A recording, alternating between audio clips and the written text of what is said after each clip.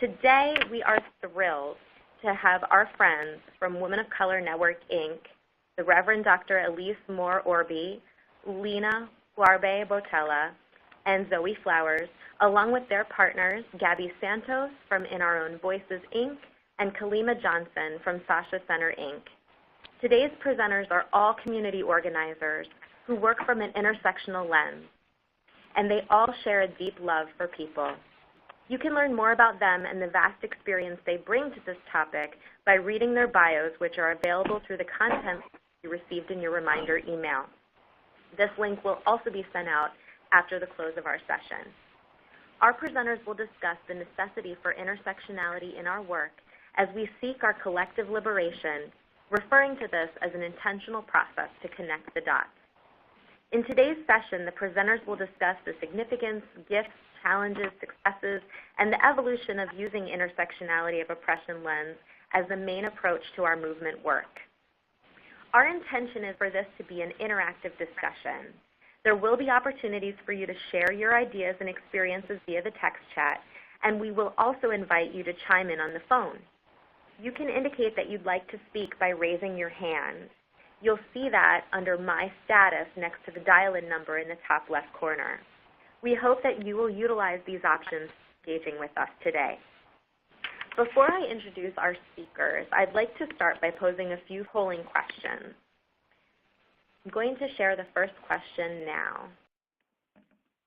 Please take a moment to select your response to this question. How long have you been working in the movement to end gender-based violence? Your options are 0 to 2 years, 3 to 5, 6 to 10, 11 to 20, and 21 plus. We want to get a sense of how long the participants today have been doing this important work. I'll give you a moment to respond, and then I'll share the results. Okay, great. So it looks like we're pretty spread across the board, with many of us having been doing this work for about 6 to 10 years. Nobody has been doing it for more than 21, so that is really helpful to see and give the presenters a sense of who's participating today. And I'll pose our next question. We've got a few questions to start with today. So this question is, where are you personally when it comes to exploring or embracing an intersectionality of oppression lens? So if you can, choose from the following options. Either I'm starting to explore this, I value the framework and I'm intentional about applying it, this is an integrated part of who I am and how I see the world, or if you would answer the question differently, we would invite you to share your responses in the text chat. Like people are responding.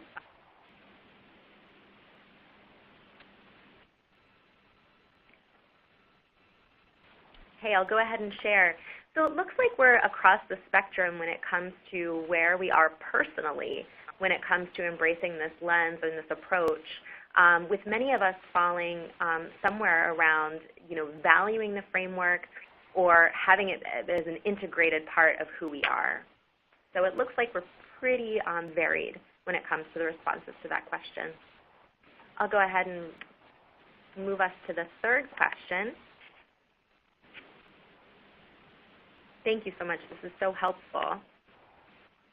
So this question is, where is your agency or organization when it comes to embracing an intersectionality of oppression lens? The first question is really specific to you personally, which we realize may be a very different answer from where your organization is. The options we provide are, this is not a conversation we're having. We've discussed we've discussed intersectionality. We apply concepts of intersectionality to our projects and programs, or we've incorporated this language into our mission, vision, purpose, all of our organizational documents. So please take a moment to share your response.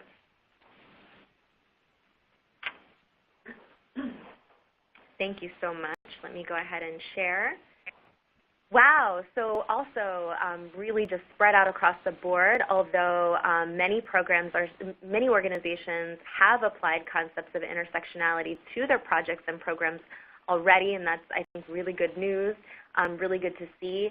It's concerning, I think, the 5% who are not yet having this conversation.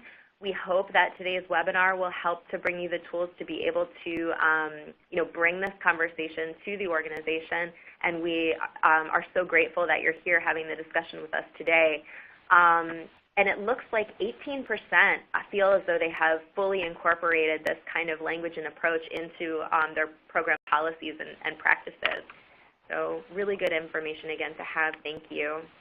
And our final question, and then I promise we'll get right to our presenters. What is your largest barrier to embracing this lens in your work? For those of you who haven't had the conversation, for those of you who are, it's a new conversation that you're having, or maybe you're finding that you just aren't able to get it fully incorporated, what is the barrier that you're seeing? Either you need to learn more, there's no time to do it, there's other important things to do, there's a lack of buy-in or support from leadership, or if you have another challenge that you can share with us. It looks like so far, as I see the responses roll in, about 2% of people identify as other. If you would be willing to share with us in the text chat what those distinct challenges are, this is going to be really helpful to our presenters in helping to make sure their presentation is responsive to your needs. So I'm seeing in the text chat mainstream mindset and old ways of thinking, funding restrictions. Thanks, Maya. Amber is saying funders take out intersectional work. Sarah's also saying funding priorities. And another Sarah is saying all of the above. Let me go ahead and share the results that we're seeing, which is about a quarter saying we just need more information. Another quarter is saying we just can't get buy-in from leadership. And so thank you so much again. I'm going to move on. Really appreciate your responses to this. It's incredibly helpful. So now I'm pleased to turn it over to today's presenters. And we are going to start with Zoe. So let me pass the microphone to Zoe. And Zoe, please go ahead. Sure. Thank you, Casey. So first of all, thanks to everybody that's participating in the call so far. We are so excited that all of you are here. So I just want to tell you about WOCN and who we are. Since 1997, the Women of Color Network has provided culturally relevant training and technical assistance across the country to help individuals and organizations better reach and serve marginalized communities. And we're really dedicated to building the capacity of women of color, advocates and advocates alike, and activists responding to violence against women in communities of color. And the way we do this is through training, technical assistance, and advocacy. And our work is really to help foster women of color in the advancement of their anti-violence work and leadership. So our goals for today's call is really to engage you all in a discussion about the necessity for intersectionality in our work as we seek our collective liberation. And I'm really glad to see in the poll that some of y'all are already doing this work. You have an understanding of what it is. So I'm really glad for that. And the other thing we really want to make sure we do is to gain tools for developing and implementing relevant and effective programming to foster healthy communities. So finally, this is a 90-minute webinar, and we're going to move through the entire presentation, believing that most of your questions will be answered along the way, because we really want this to be an engaging conversation. And we're also going to put time away at the end to have questions and comments as well. So again, just feel free to use that chat throughout the presentation. So now I'm going to turn it over to Aleese Moore-Orbih, and she's going to talk with you a little bit more about intersectionality. Thank you, Zoe, and I want to thank all of the advocates and activists who took out time in their busy schedules to participate in this call today. It is a call to action, and it is our hope, as Zoe so well put, to provide some new information for you and some inspiration as well to go deeper in your understanding as well as your work around understanding and applying the intersectionality lens. So, intersectionality is, it's the new buzzword. Kimberly Crenshaw and Bill Hooks have put it on the map, and it's being used across Black feminist and womanist research, and it's starting to make its way into grassroots applications. I think the theory and the language that we're using around intersectionality is new, but I think for some of us, it's what we've always done. It's the only way we really know to do this work, especially as women of color. So I want to make this as simple as possible. So I just want to say that intersectionality, in a very simple way, is just the intersections between the different forms of oppression. That's all it is. Just understanding the intersections between the different forms of oppression. And so it's a social justice making lens. And again, I think it's, the way in which we see our work in communities of color historically. Intersectionality requires that you recognize the injustices in people's lives, in their experiences. And so women of color,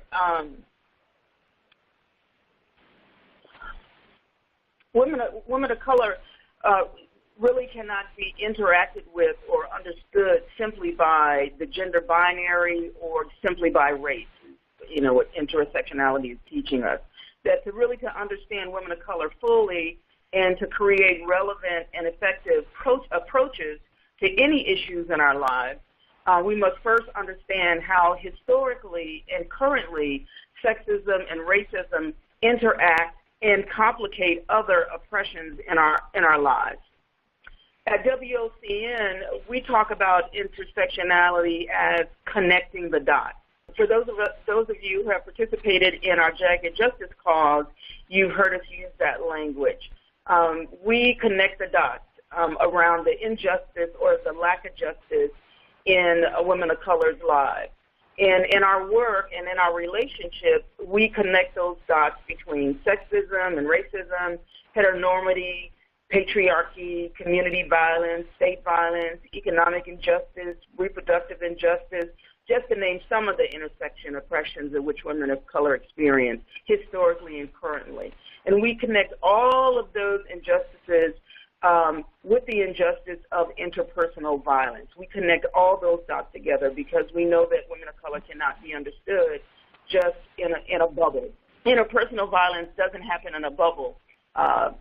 Both the causations and the impact of IPV is complicated, and it intermingles with all the violence and oppression that women of color experience, women of color and girls, I should say. So one of the ways in which WOCN applies intersectionality, the intersectionality lens to our work in IPV is through what we call the three-tier approach. The three-tier approach enables service providers and funders to look at the needs of underserved populations in a way that takes into consideration the historical and the ongoing systemic and oppression and societal barriers. The three-tier approach allows us to take into consideration the systemic oppressions that so that we can better understand underserved populations and not see underserved populations as this monolithic group as it is designated in possibly an RFP or in a grant or in a proposal. Underserved populations is a very diverse group of people, and so we take underserved populations and use our three-tiered lens, and we understand underserved populations to be comprised of populations that are unserved, populations that are underserved, and populations that are inadequately served. And for more information, you can visit our website, and you'll see in the top right-hand corner of our website, you'll see the three-tier toolkit, and you can click on that, and you can work right through the very many pieces of information that help you better understand and apply the three-tier system in your work locally. So that's just one of the ways in which WOCN uses the intersectionality lens. Another way that WOCN utilizes the lens or the principles is by intentionally partnering with national and grassroots organizations who work directly with the marginalized of the marginalized. We are intentional about sharing our national platform and our access with those who are most at risk in communities of color for violence and discrimination. And some of those wonderful organizations are on the phone with us today in our Voices in SASHA. So just to add a little theory for those of you who like theory, we believe that Bell Hooks describes the theory best. And I'm just going to read a quote from Bell Hooks.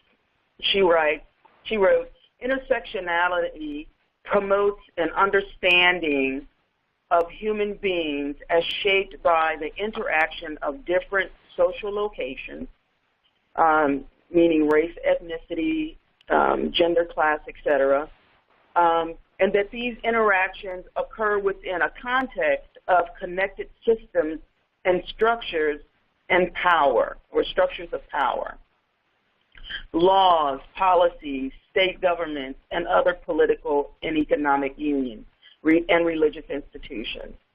So that's Bell Hooks taking all of that and condensing it into one definition around the theory and practice of intersectionality. Again, I'd like to simplify it and say that the more marginalized your identity, the more you interact with the systems of oppression. And of course, those identities, some of those identities are identifications that we have placed on ourselves, but a lot of them are identities which have been forced on us by the oppressive systems. And so the more of those marginalized identities we have, the more we interact with the oppressive systems. So to make it plain, we have a cute little picture here. To make it plain, as we say here in the South, people don't live or have their experiences in a silo. That intersectionality is acknowledging the fact that all oppressions are connected, and we experience those oppressions in different ways depending on our identities. So at this point, I think I'm supposed to turn it over to Lena, but I think I want to ask if anybody has any questions or comments that they'd like to put in regarding this first section, just on understanding intersectionality and the way WOCN applies that in their work.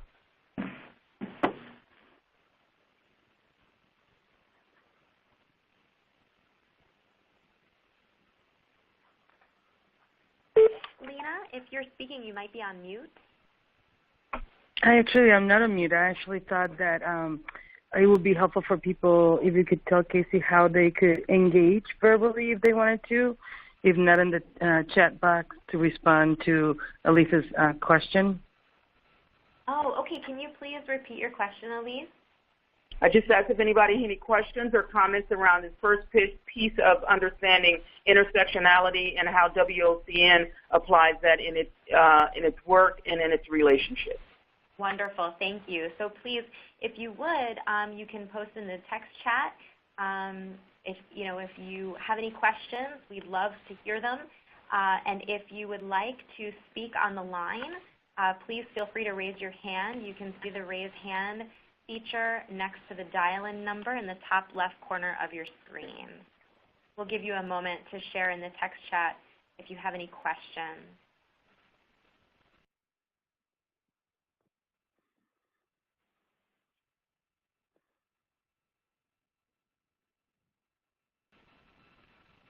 So we see Maya chatted a question in. She says, could you speak more to the differences between underserved and inadequately served? So Maya, I could, but I would take over this webinar.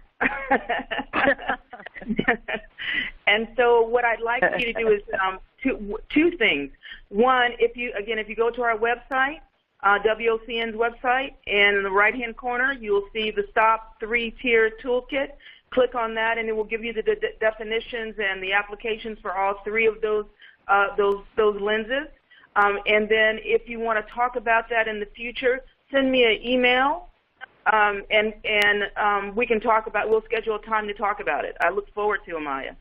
Thanks so much, Maya. Any other questions before we move forward? Thank you. And this is Lina Botella. I have the pleasure of working with the folks that have spoken that precede me. And part of what we wanted to do now, talking about intersectionality, I think it's a necessity. It brings a little richness and beauty to our work, and it brings a little complexity to our work all at the same time. And one of the things we wanted to do, particularly after Aleese kind of laid out, how we do the work at WOCN, after she read Bell Hook's interpretation about what intersectionality was, we kind of wanted to take a moment to have you really think about, to ask yourself, what is my social location?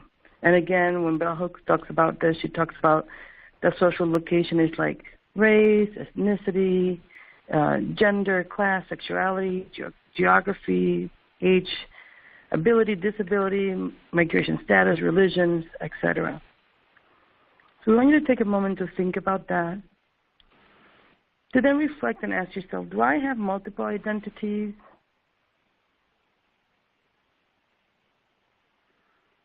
Then to further ask yourself, how do I identify on a daily basis?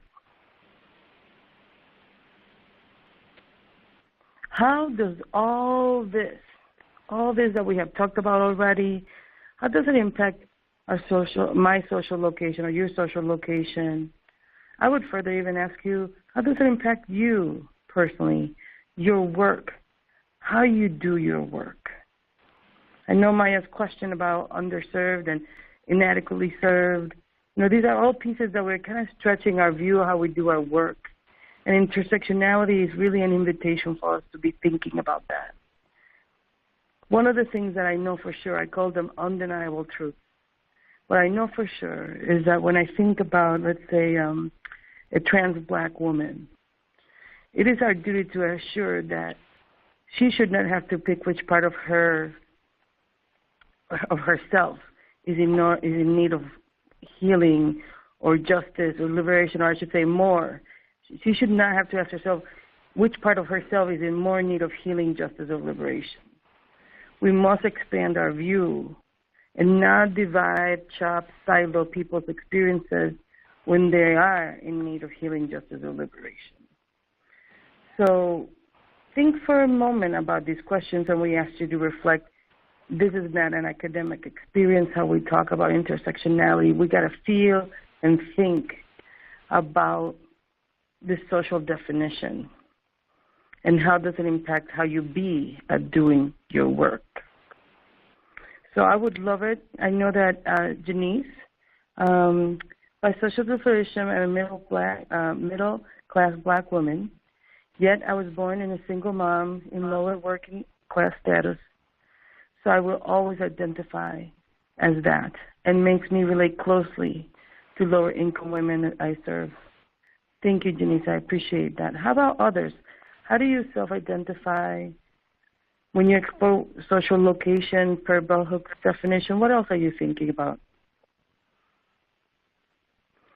So we said she thinks about how we move through the world on a daily basis. Thank you, Zoe. So think about how you move in the world on a daily basis. I'm going to ask you to go there with us. And you can tweet or not tweet. Well, you can tweet too, but you can also use the chat box, and you can also raise your hand if you would like to engage with us verbally.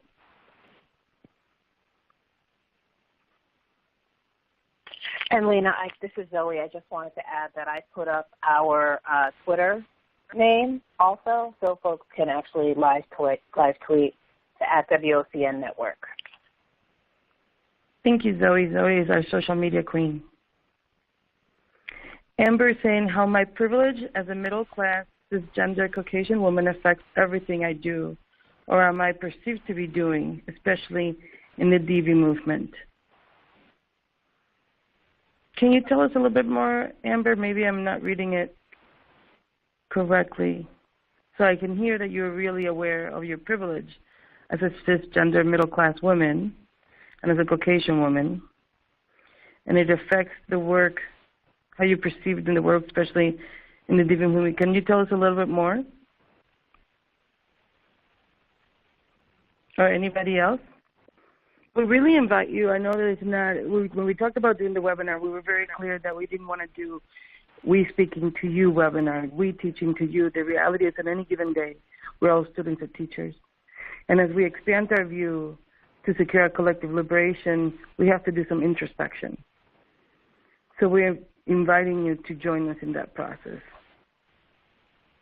I'm not sure what Amber was articulating, but I thought perhaps maybe she was reflecting on the assumptions that coworkers may make based on her privileged status about maybe her positions on things or where she sits. But I will read, Jennifer says, I think about all the different privileges I hold and what that means for my work with our program clients who may or may not have those privileges, as well as my role in managing staff who may or may not have those privileges.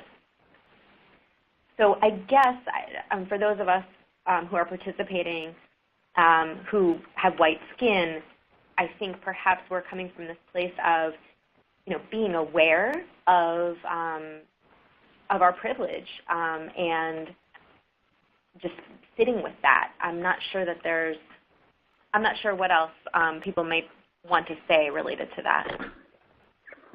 Thank you. I really appreciate that, Casey. Particularly appreciate that for you to share that as an aspiring ally, as a white woman. I really appreciate that.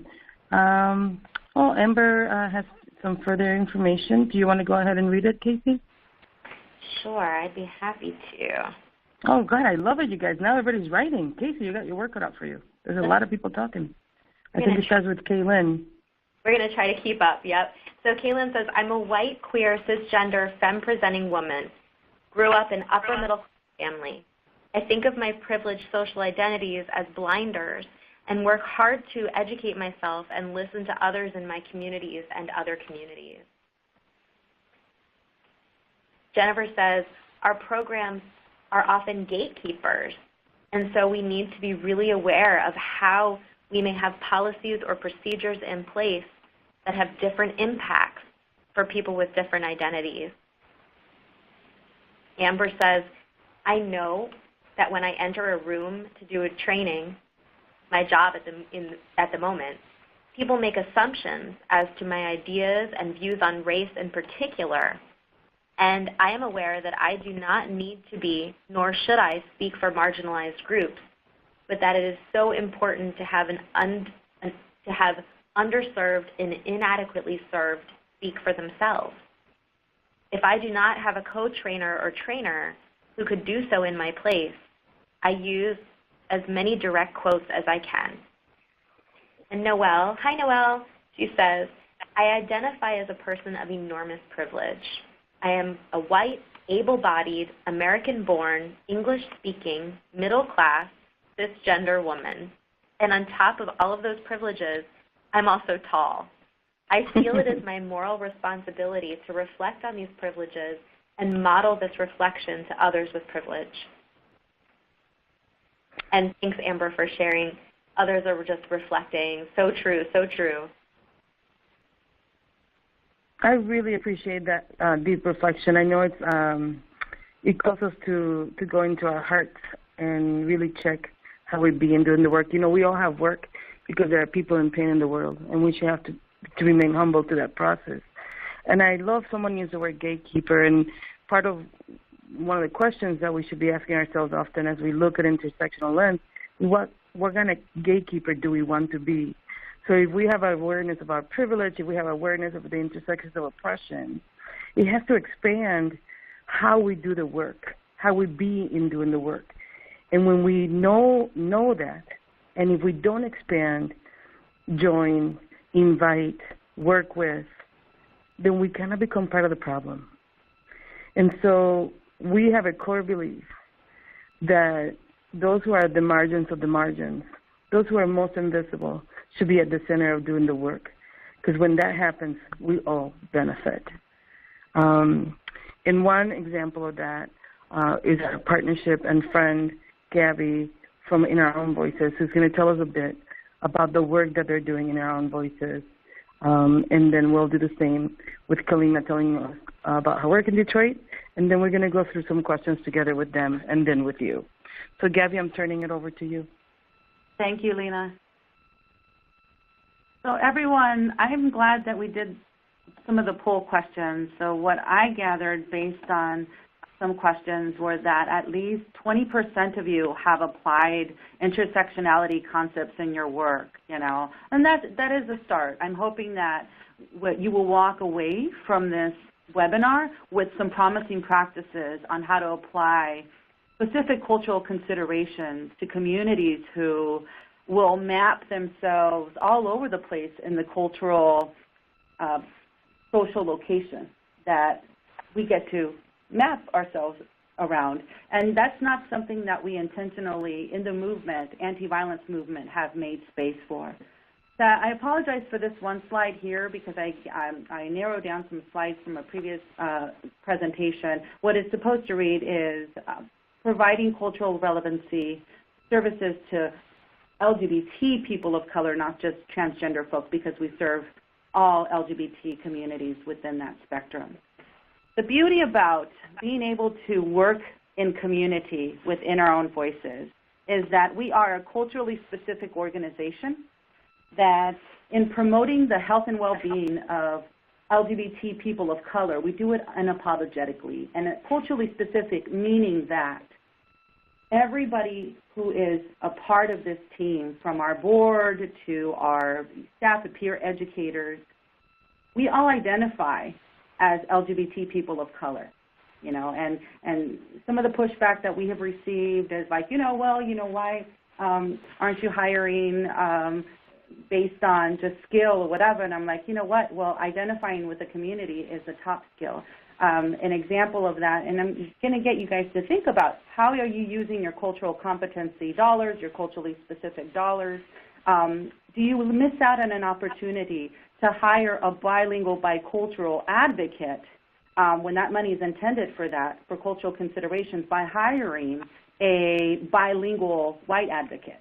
Okay, and I can speak from this place because my job is to be an advocate for the communities that we serve and addressing racism and how that works within our systems. But that's one of the things in being allies, that we have to be able to sit with discomfort and be challenged, because that's the best time we learn.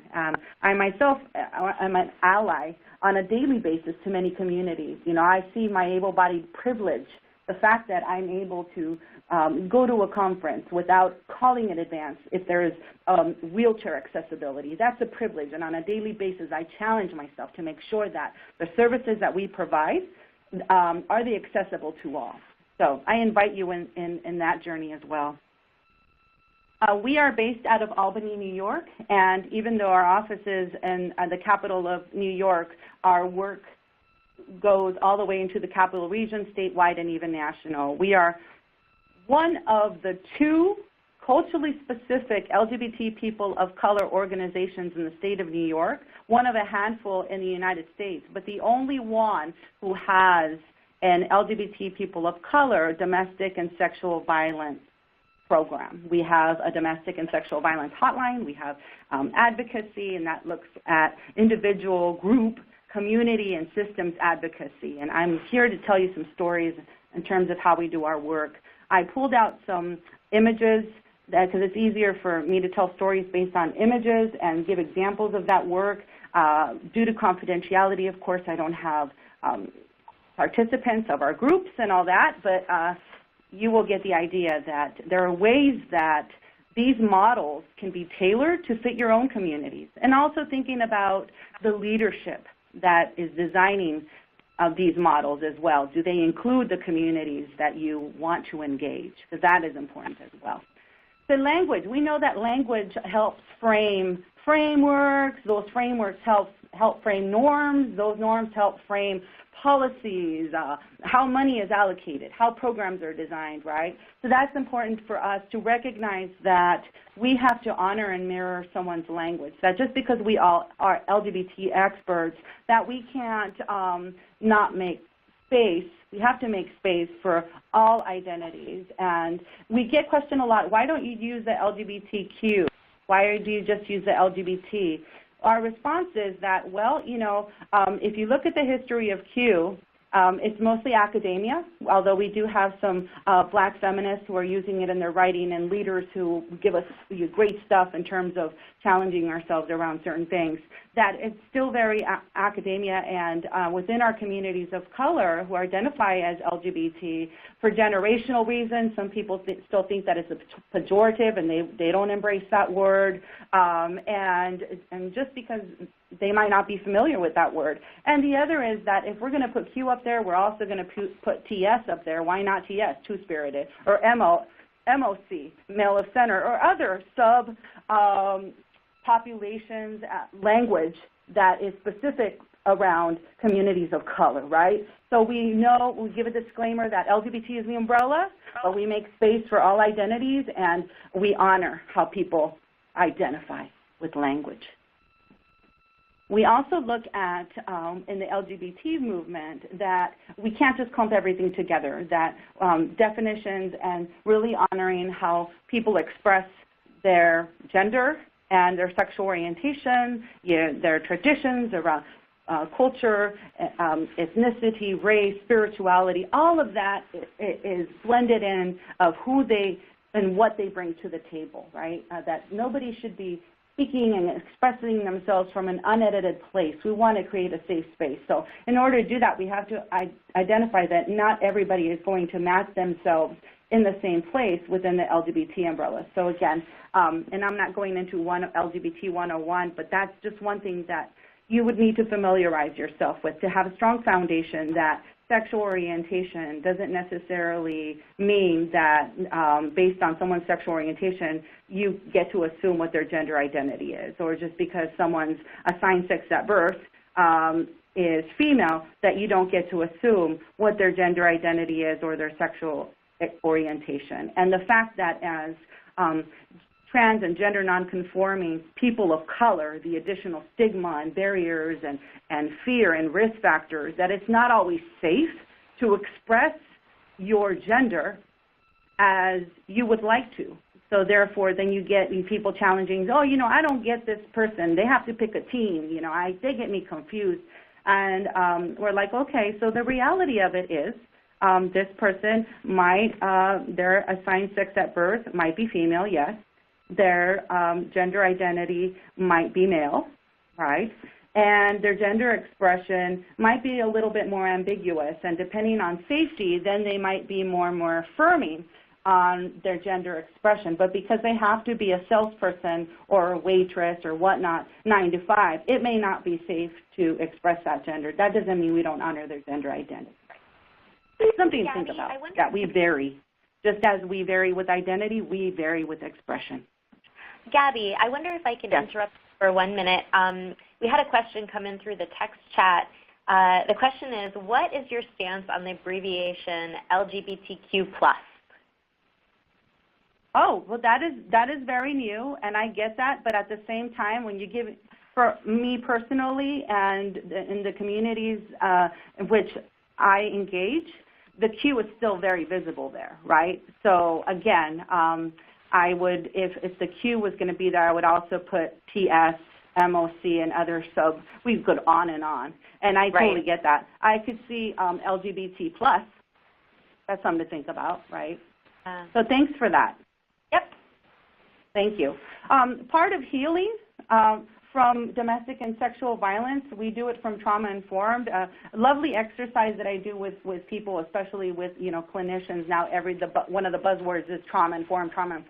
But getting someone to really tease it out, describing what that is, they might be stumped. So when we say we do trauma-informed, what that looks like is addressing the historical trauma, that it's not just immediate crisis, the immediate effects of being raped, the immediate effects of being abused over time by your partner and someone who you trusted, right? It's also looking at the oppression. And it could be from infancy, it could be from teens. We work with elders and looking at that. That may be their first time they disclosed about sexual harassment at work and how race played into that, and how due to that then they stepped away from their dream job, or their dream career.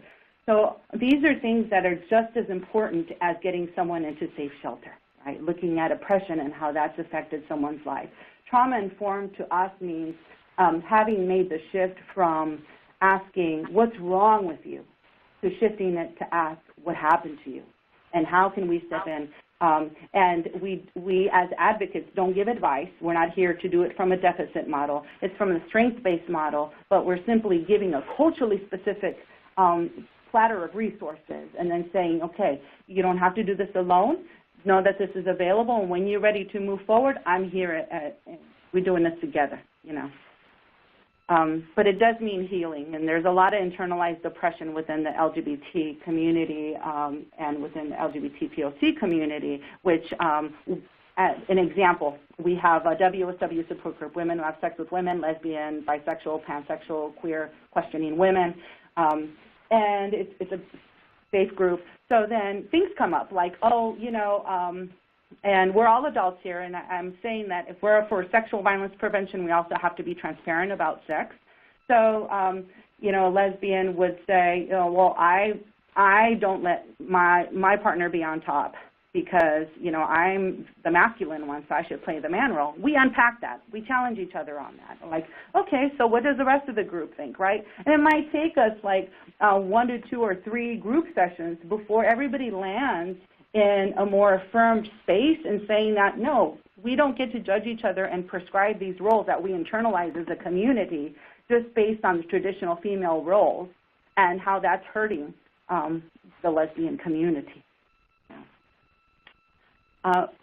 Things like social media and social marketing campaign go a long way, especially for some transgender communities who don't feel safe coming out of their home to a group, or and that, you know, they're seen coming out as a process or even engaging in life-saving services. So one thing that we did is to reach people more around the No More campaign, which is a great campaign national-wide. Most of you know what that is. It's pretty much talking about how communities, and the first No More campaign, it was celebrities, how people stand up against violence.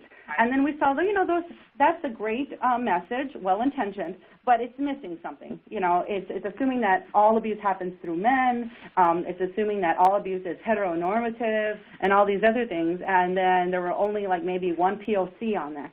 So we took some time and we surveyed our community what they wanted, and then we reached out to our community and said, oh, you know, we're going to create our own version of No More campaign. And we're not going to play it here, but if you want to look into it and just see more of an intersectional message, then you can search on YouTube and put No More campaign in our own voices. Again, we will not ever create a space or have a space where one person's identity is valid or affirmed more than the other. Examples of that can be, I've heard stories and saying that an immigrant couple, for example, 2 gay men, both from Africa, and saying, you know, the victim in the relationship saying, yeah, I've been in this relationship for a long time because we moved here together and we have a very small community that we're all mutually a part of. It's a scary thing for me to leave this community, no one knowing my language, no one knowing what I need for comfort in this country. And sure, you tell me to call the police, you tell me to get a restraining order, you as in the system, other people who have stepped in, right? Mainstream people, and then what did that leave me? Very valid reasons, which a lot of the reasons that we think the importance of intersectionality is, one, they get to gain that power and control that they've lost by setting the agenda. You don't set it for them, and then again following the lead.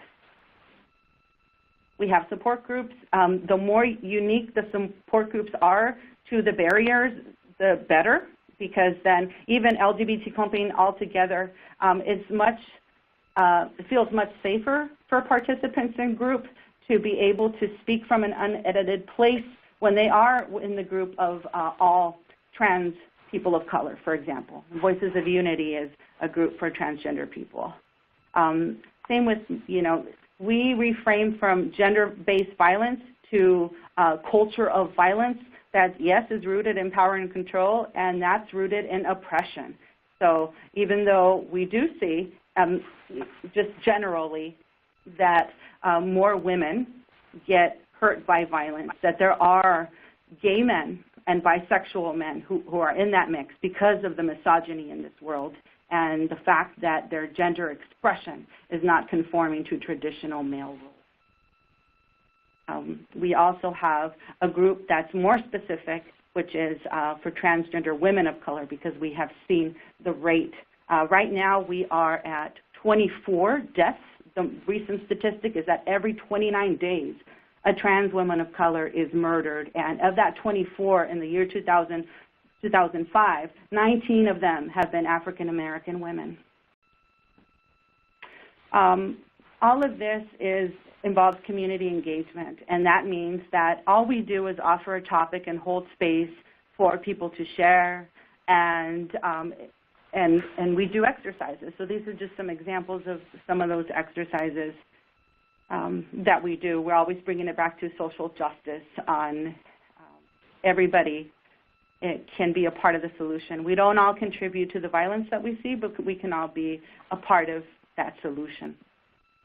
We provide training and technical assistance as well on the local level, statewide and national. And if you want more information, you can email me. This next slide will give you our website as well. Unity Through Diversity is a capacity building institute conference, more so, that we have from October 20th through 23rd, 2016. Thank you. This has been a wealth of information, and I'm like, wow, going behind Gabby is going to be very difficult because they're doing amazing work over there. And it's really, I'm just really excited about being a part of this conversation. One of the first things I want to do is talk about and acknowledge our ancestors. I think it's extremely important as I go forth in terms of talking about what it is we do here at the SASHA Center, that we acknowledge those who have been doing the work. And so I want to announce to everyone that we had a dear advocate here in Detroit who just passed away, and her funeral services were last week. Her name was Ms. Shirley Mae Williams. And she was one of the first African-American women here in Detroit to actually house women in her own home in the 70s to escape domestic violence before we ever had our first domestic violence shelter. So to her spirit and to her work and to her love and to her teaching and all of her ashe, I say ashe, ashe-o.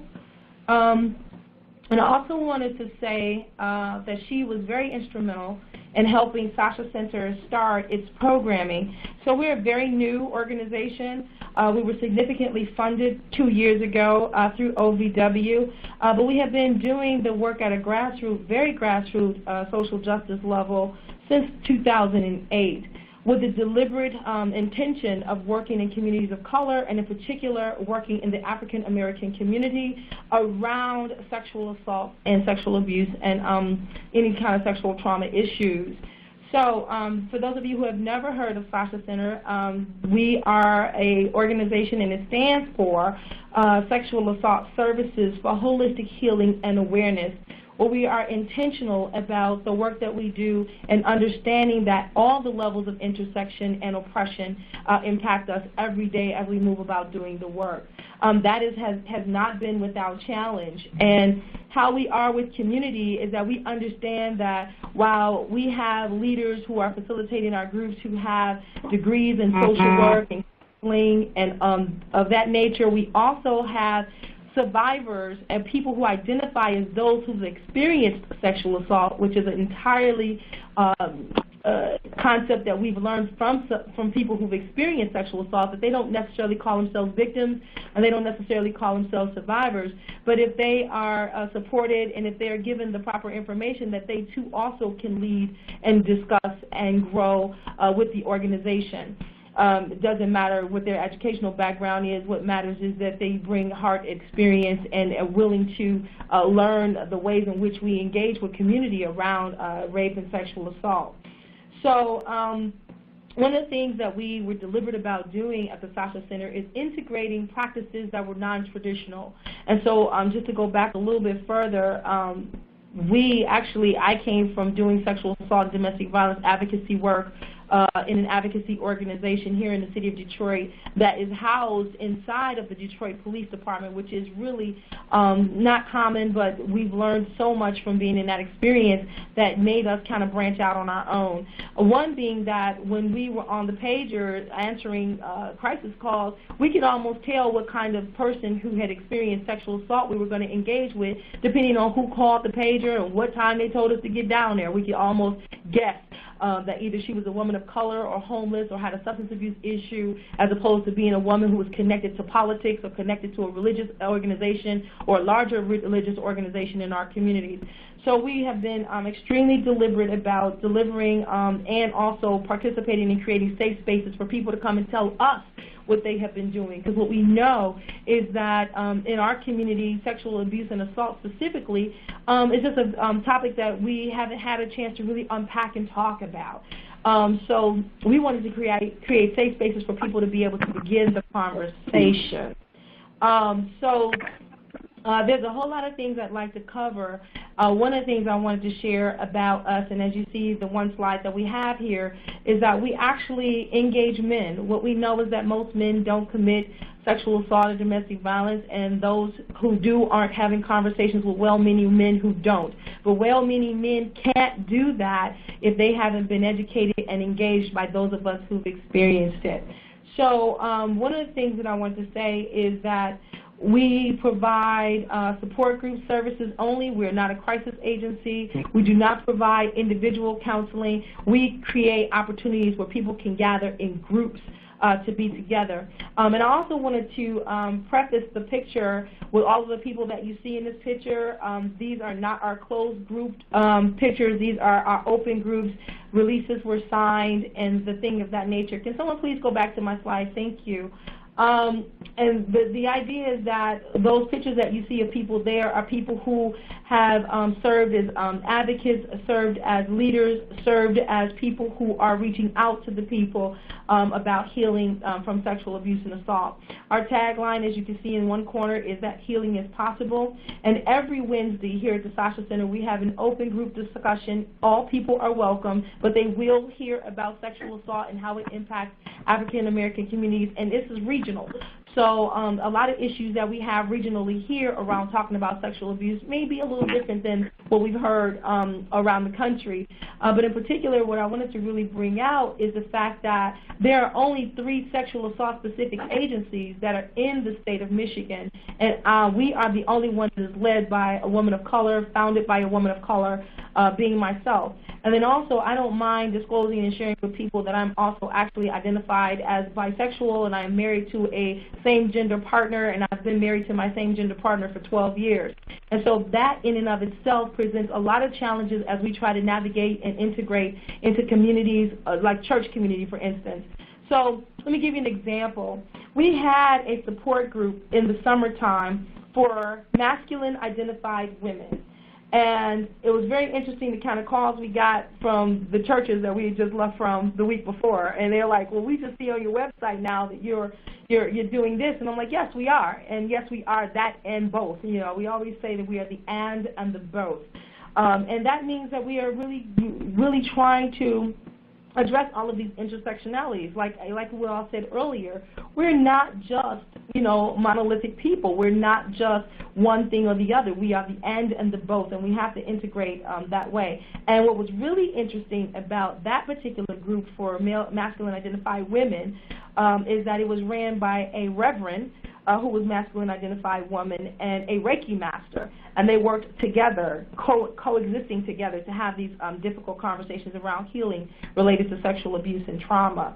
Our mission, I just wanted to say, is to definitely promote and increase healing of sexual assault by using alternative and non-traditional techniques for women of color communities, with a special emphasis on the African American woman, thereby eradicating the fear, shame, and guilt, as well as any barriers associated with being sexually assaulted through culturally specific peer educational support groups and prevention strategies. So what that might look like on any given day is that we have libation ceremonies. We have and we use sage and we burn sage. We light candles. We talk about the healing properties of water, yoga instruction, hula hooping. These are some of the things that we do out in the community. And what's really interesting is that our struggle in terms of trying to find funding for this kind of work is that funders, we haven't figured out the language that we need to explain to funders that in some communities, healing happens at an event. It doesn't necessarily happen in a one-on-one session, or it doesn't necessarily happen in a group session. The best example I can give is that every year on Good Friday, we have this event called the Poets and Purses Party, where we have community poets perform, and then we auction off gently used purses. And I'll never forget that night. A woman came up to me and she said, you know, I've never been to anything like this before in my life. And she started setting goals right there on the spot, saying, when I get home tonight, I am finally feeling strong enough to disclose to my husband that I was abused as a child sexually. And so how do you track that? And, you know, how do you track that and present that to funders to say this is why we're doing this event? Because healing is possible in all those arenas and surroundings. One of the other things that we do at the SASHA Center is we have an urban garden group where we collaborate with our community gardens here in Detroit. I don't know if a lot of you know, but we have a plethora of community gardens in Detroit, and they have been the leaders in terms of developing urban gardens in urban areas throughout the country. And so we have an MOU with a specific urban garden where we actually go and have 6-week sessions for survivors who want to work in the garden. And it's not that easy of a challenge or a sell. I mean, a lot of times we've had African-American folk, black folk calling saying, hey, I'm not touching no dirt, you know, that we did that during slavery times. And so we unpack what that conversation looks like and invite those who want to try and understand and go back to the roots and understanding that we bring and have DNA skills related to doing that kind of work. And I don't mean to sound like we're painting a broad brush here and that everybody has that capacity, but it's also an opportunity for us to get in the garden and discuss and talk and heal. We also have 6- and 8-week groups around poetry and performance. And if you could refer back to one of the slides that, the one slide that we have here, just tomorrow we're having an all-male panel discussion about domestic violence because it's Domestic Violence Awareness Month. And so while we are primarily sexual assault and sexual assault identified organization, we also recognize that conversations in terms of developing safety for all folks, that men need to be able to have the dialogue and conversation. We celebrate community in a plethora of ways. Our organization has been supported by artists. Artists continue to come and be a part of our expression and the way that we deal with one another and how we engage. And I didn't necessarily want to take up too much time, but I definitely want you all to know that we are certainly glad to be among women of color doing this work, and certainly proud to have the opportunity to be on this call with such dynamic women, such amazing women, men who are doing the work to end violence against women and communities of color. But in particular, this intersectionality piece is so important because we have to be able to be present and be the and in both, and to allow our survivors and those who've experienced sexual assault to come to the table as they are in their full selves and accepted and supported and felt safe no matter what their identities are, and not looking at them separately but looking at them collectively and together. Whoop, whoop, Ms. Kalimah. Thank you so much, Kalimah. Thank you so much, Gabby. We are going to, this is Lena again from WOCN. I'm trying to take in all that you said. I had like 7 different quotes of things that I want to steal and said that somehow I said it or something. Just brilliant, brilliant thoughts about really how to be with people, how to love people, and that's really the key to intersectionality, and to the answer to everything to me is always relationships, and to see the whole person in front of you. So I appreciate all you have said. I have 2 questions for both of you to reflect on. We're going to actually skip question 1 and 2 since you covered that during your brief history of the organization that you work for right now and represent. I would love to ask you, Gabby, what is the cost of not using an intersectionality lens in your work? What would happen if we were not using intersectionality? So first off, you would reach the opportunity of missing groups that are most marginalized, because even within, that term underserved, whether it's grant purposes or white paper purposes or what the general public goes with in images around who's underserved, it's still this umbrella, like people with disabilities. But who are the most marginalized within that community, right? And I know that as anti-oppression trainers, there's still this mentality of like, well, there's no hierarchy of oppression. You know what? Step into that. Lean into that a little bit more. I challenge you. One of my best trainers, I have so many mentors in this, and I'm always learning. One of my best trainers to really look at the internalized racism piece was the People's Institute. One of the exercises that they did was they lined us all based on skin color. And we talked about that, the realness of that. So when you don't do work from an intersectionality approach, you're doing these broad strokes, and you're doing the minimum. Now, we owe it to our communities and our own communities, that we dig deep. We got to dig deep and really look for the smallest voices to uplift them.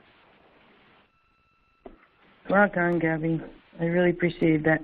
In my community, we say whoop, whoop, or we do snap fingers, to say that that my sister speaks my mind. So I really appreciate that. And I would love to go to you, Kalimah, and you kind of gave us a little bit of a teaser of this when you talked about being at an event in your community, and the survivor, the woman that talked to you saying, I'm going to do this, this, and this, and how do you measure that? But I would like you to tell us a little bit more about what other fruits or successes are you seeing because of your intersectionality focus. And to me, again, intersectionality really means being in the community, in love with the community, and really looking at a person and seeing all of that person. So what are some of the fruits and successes that you would like to share with us as we move forward? There are so many. I'm just trying to figure out which one I think would be the best in terms of describing. One of the things I can say is that we have had, currently, I have to guide it in this way. We just did a interview of a survivor where they didn't show her face or anything like that, and I didn't even know that they had found this survivor particularly around this story because we just lost all of our significant funding. And for her particularly, I think she was 19 years old, and I won't say any more about that, but she explained on television with them showing just her hands that it was SASHA Center that helped her really come out of her shell. And what we know is that I think that depending on how we count the successes, one of the successes is that we're here. There is not even an opportunity for survivors and community of color, in particular in the African American community, to even begin to start talking about these things and these issues. And so we're starting to gain some momentum. For instance, we're collaborating with an organization that understands our orientation as being unapologetically black, and they have been notoriously known for not really servicing the black community in the best way, but knowing that SASHA Center should be and is the lead on educating young men and boys around how to treat women and girls, and I don't mean to make it so binary in that way, but just to explain more that we have the opportunity to really get out there and to let people know that we're here. There are a lot of other successes that we have that are just more on an individual basis, but as a group and as a community as a whole, one of the things that we really appreciate about being here is that we have the opportunity now to educate others. So let me be clear. One of the struggles that we have had is in this region is that we have to do two things. We have to educate our community and help our community recognize their own power and their own strategies and their own ways and their own acceptance of what a positive black identity is for them, whatever that means. We have to do that first because we have had situations where I've had women of color ask me specifically, why don't you just change your mission and then you'll get more money? Don't just say it's for African Americans. Say it's for everybody. Keep saying it's for everybody. And then being able to have that opportunity to have that conversation with those folks, either one-on-one and in group sessions, why we're unapologetically black. We're doing that. And I think that is a success because we're walking around as models, giving other people permission to be unapologetically whoever it is that they are under any marker of difference. And I think that is a success in and of itself. I don't know if I'm quite answering your question, but one of the things that I do know is that we are here to provide people the opportunity to continue to look at how they have healed, what they have used, what kind of things matter to them. And so now we're partnering with schools, we're partnering with organizations, we're partnering with organizations that we normally wouldn't partner with. We are having conversations at the mall, we're having conversations at nail salons, we're having conversations at beauty salons. I own a natural hair care salon in Detroit, and I've had survivors of sexual assault and those who've experienced sexual assault. Hey, I'm not coming in there, but what can we do here? And so we've been able to reach out in that way, and I think those have been very helpful and very successful too, and that we're willing to get out there and just have the conversation in places where the conversations have never been had. And so that's kind of how I view, and that's how I would gather our successes. Our organization has been recognized by definitely by the sports arenas, allowing us to advise them on culturally specific ways of delivering messages around safety, delivering messages around intimate partner violence, and delivering messages around consent and sexual assault in our way and in our language. And so those are some of the direct successes that I identify. And I would also encourage everybody to go to our website. It is www.sashacenter.org to kind of see some of the ways in which we're engaging people around the conversation and around healing from sexual abuse and assault. And there's lots of people that look on the outside that have really wonderful ideas, like, again, about how we could get funded and things of that nature. But what I know for sure is that we have such a hardcore group of people who are interested in making sure that anybody who's experienced sexual assault is being serviced, that we're going to keep doing the work whether we're funded or not.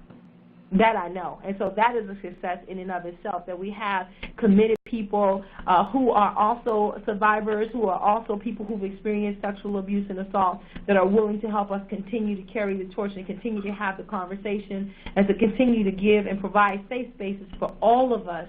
And I can't even explain that enough. I mean, and sometimes you all know, we run into barriers and experiences and people who think we should be oriented a certain kind of way. But we are saying that if you have breath in your body, you deserve respect and honor, you deserve safety, you deserve to be heard, and you deserve to share how you have healed even on your own without anybody. Because we have those strengths, we have to believe that people and that folks that come to the table already have everything they need to heal. It's our job to make sure that they're safe enough to explore it. Thank you so much, Kalimah. Bottom line is, how do you community engage as a way of life? It's not just a job. It's how do you meet people where they're at, not only emotionally but physically. And may we never say after this conversation something like, hey, I put up a flyer and no one came, because that just means that you have not been with the right people at the right place. And meeting people in their community where they're comfortable is key. It's key to our success. One of the things that we would like to ask the participants now, and we can do that through the text box, or if you want to raise your hand, we would love to hear your voice. I'd like to ask you, you can answer any of these questions. How might you implement this framework in your work? And what kind of support would you need from organizations like WOCN or other organizations to implement, augment, stretch an intersectional framework in your work? And what challenges might you see? So again, how could you maybe implement or expand the framework of intersectionality in your work? What kind of support do you feel you might need for that to happen? And what challenges might you foresee in that process. So I would love to hear verbally and or in the text box from anybody, please. We have about 11 minutes together. So I encourage you to speak up.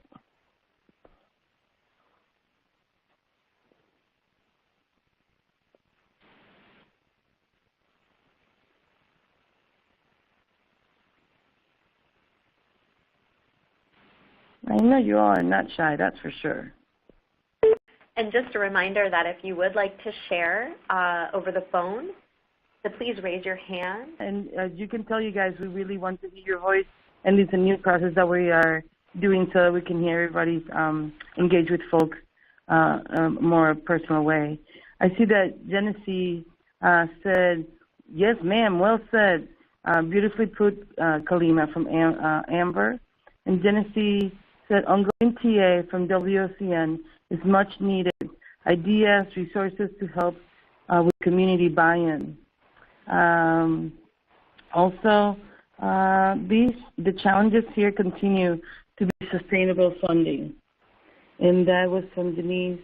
And Amber, I've been putting the spin on intersectionality to managers and EDs by calling attention to how focusing on intersectionality in their work with survivors can also help retain staff, help them connect, and stay in the organization longer. That is so true, particularly for people of color, absolutely. And Kalimah said she's thankful and humbled from everybody's comments and experiences and energy on the call. Emiliano is here from TASA. We have incorporated this framework in our theme for our state conference in 2016. Good plug-in, Emiliano. So now you know you can go to the 2016 conference at TASA. What month is it at, Emiliano? When's the conference at in 2016? Let us know. We have a comment. Let's see, Noelle. I think a big challenge in states or local communities is how to balance mobilizing communities or organizations to advance an intersectionality lens while also trying to balance the need to keep mainstream organizations, governments, or people of power as quote-unquote friends. You can also get pushed or maintain policies, including not make things 10 times worse for victims. I really, really understand that dance of keeping those quote-unquote people in power as friends. And this might sound simplistic to a very complicated question. But at the end of the day, Noelle, I think that connecting to people's hearts, figuring out how to take what Kalimah was talking about, like the incredible transformation she has seen, and put it in a way that those people in power can understand it and see it, and developing relationships and reaching people's hearts in the process. Because at the end of the day, we're always picking, there's an American or North American saying about you keep on picking the fish at the end that are dead. You got to go up and see what's really happening. So we have to do a little bit of both at the same time. But I really appreciate those comments. I'm actually going to turn it over right now to Ms. Aleese, who's also going to help us a little bit as we get closer to our closing time together. Go ahead, Aleese. Thank you, Lena. So I noticed that our group is a little shy, but we're going to go on and continue to try to make this as interactive as possible because, as Lena said earlier, because it is true that at any given moment, we are both teachers and students, and we are not on this webinar, we are not on this call to imply that we have all the answers, that we believe you out in the field doing the work also have truth and wisdom and promising practices to share with all of us. And so we want to invite you to really participate in this conversation. And so I'd like to start by asking you to share, anyone who would like to share specifically the work that you are doing in your community through your organization. And some of you are also volunteering with other organizations, and some of you are doing your own work outside of the work that you're 9 to 5. And so anywhere in your community where you are doing work using the intersectionality lens or concepts or principles, we'd like to hear from you. We have about 5 or 6 more minutes. So if anybody would like to share how they're doing this work, it'd be great.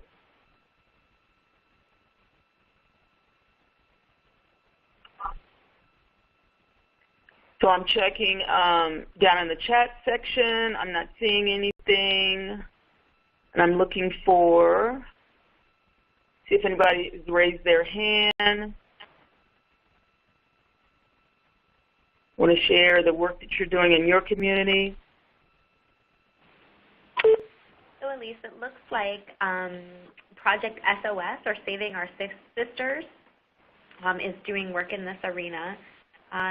Noelle shares they have a healthy relationships unit for 6th to 8th graders that's endorsed by their Department of Education that uses an intersectional and gender equity framework. Also, answering the question, what has challenged you, Amber says, I've been challenged throughout my work in Maryland to remain trauma-informed while presenting, but wanting to support the traumatized communities of color, particularly Black men, women, trans persons affected by police violence, as well as domestic violence. Thank you. It sounds like, so you guys are doing some really great work out there, connecting the dots between the many injustices and types of oppression that communities of color are experiencing, along with domestic and sexual violence. Thank you for sharing your story. We just have a couple more minutes, and so I think in closing or preparation for close, I think I'd just like to ask Gabby and Kalimah one more question that they might share some golden nuggets with our audience. So Gabby and Kalimah, what would you say to these organizations, the people representing these organizations who want to have an intersectional approach and are just trying to figure out where to begin, how to begin? What golden nugget, if you could give them just one golden nugget, could you share that with us today? Each of you, just one golden nugget for our audience, how to begin this work. Truth-telling, being honest and open, and getting out your own way so that can happen, because we all bring our own historical data to the table, and sometimes that historical data can interrupt the process. Don't be afraid. Be diligent. Speak out. Tell your truth. Tell the truth of others, and be willing to be an ally even in the margins. Excellent. Thank you, Kalimah. Gabby, you have a nugget for us? Sure. One thing I say is that we inherited this culture of violence, right? So even though we don't all contribute to it, we can be a part of the solution. And don't settle for cultural competence. To me, that implies that there's a finish line. There is no finish line. Our communities are always evolving. So we can be as culturally relevant as we can be, and that involves deep listening and the leadership of the most marginalized folk, including LGBT people of color. Excellent. Thank you, Gabby. So with those excellent nuggets, I'll turn it over to Lena. Thank you, everybody, again. Thank you for all of you who have been on the phone. We really honor the tradition of closing. And so I wanted to share some points with you, and then Zoe's going to give us some logistical information. So I just wanted to give you some thoughts, and they're just bullet points. Remember, these are your people. They're not just your clients. You must love the people and understand that they are part of the solution. When we talk about trauma-informed care, we really are talking about what communities of color have always done with each other, which is to love each other, use their own resources, believe each other, et cetera, et cetera, et cetera.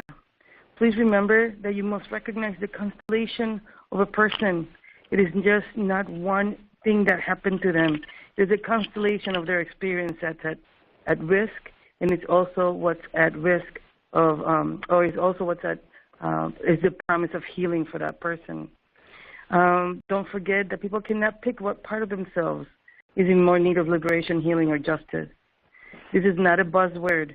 Intersectionality We invite you to remain humble in this process, to use this lens. And trust me, if you're not authentic with it, your community will know. Don't forget that anything around intersectionality is for all in the family.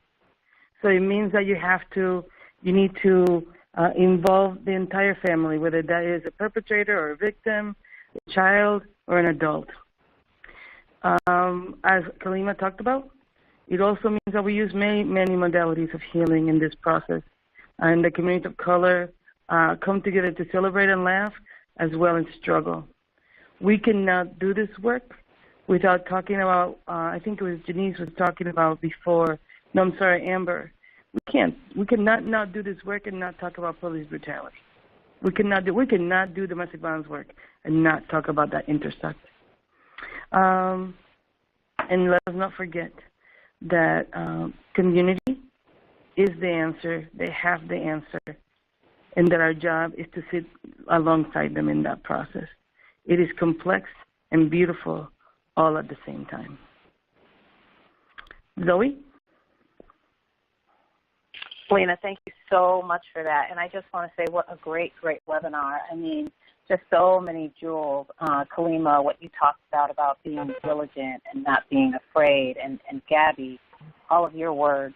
And so just as we wrap up, just know that you all will have access to this webinar if you wish to have it. There's also links within the chat here, links to the statistics on trans women of color who were killed, links to Move to End Violence, links for SASHA's organization, the No More video that Gabby's organization did is also included. And if you look to our last page, there's SASHA's information, In Our Own Voices information, and then all of our contact information.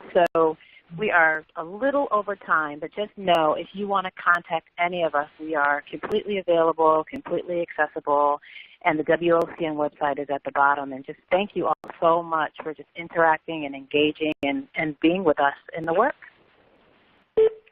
Thank you so much, thank you so much to NRC as well for being a great host. Casey, thank you so much for working with us. Oh, thank you, Zoe, and thank you to all of our presenters. You're all brilliant. This is a fabulous discussion, and I hope it's just the start.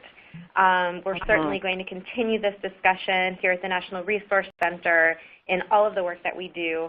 I also want to make sure that I thank a wonderful captioner, Lisa. As we wrap up Domestic Violence Awareness Month 2015, we hope that you'll continue the discussion with us at #Intersectionality.